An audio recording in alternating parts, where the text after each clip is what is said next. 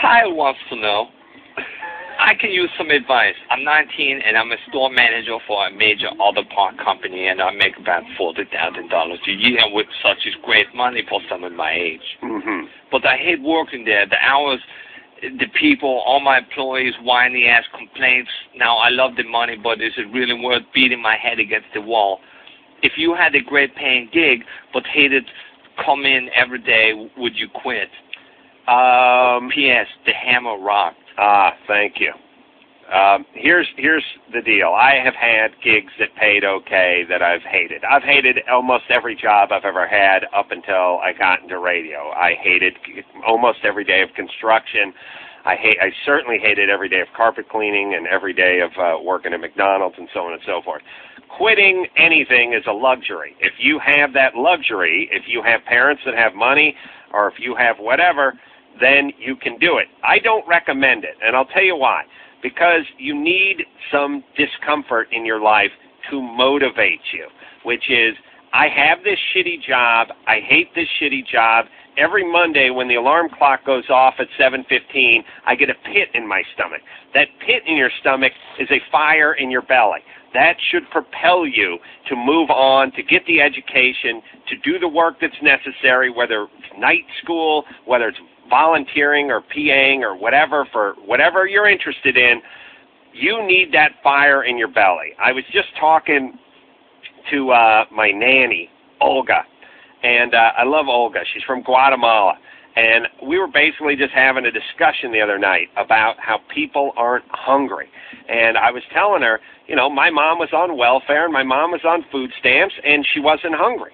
We act like we're doing people a favor by handing them this stipend to keep them alive. It freezes you. It's debilitating. By the way, it takes away your pride, and when your pride gets taken away, you get depressed. And when you get depressed, you lose energy, and when you lose energy, you can't go out and hustle.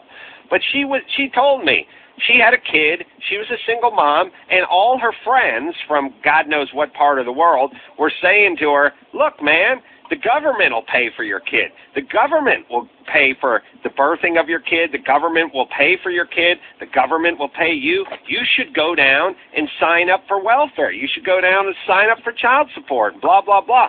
She said her friends convinced her. She went down. She signed. She did the paperwork, and then she tore it up. She couldn't go through with it. She didn't feel it was right. She didn't think it was right to get paid not to work. And I guarantee her friends that were on the dole then are still sucking off the teat of Uncle Sam now. It takes away your pride. It takes away your momentum. You can't do it. We think we're being charitable. We're being cruel. Giving people money is cutting them off at the knees. All the rich white people are like, oh, please, we're giving these people a hand. You're not, you condescending cocks. You're lowering their self-esteem and you're fucking them up. So stop it. You're keeping them where they are. It's so fucking pathetic. Don't these people know anything about human nature? Jesus Christ. So here's the deal. Yes, have your miserable job. Be miserable, and let that be the wind underneath your wings to fly out of that shitty auto parts store one day.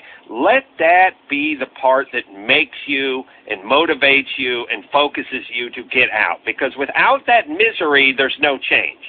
If I said just stay home, I'll give you $600 a week, you probably wouldn't actively pursue what you want to move on to. So actively pursue what you want to move on to, but keep the fire in your belly in the form of a shitty job. Thank you.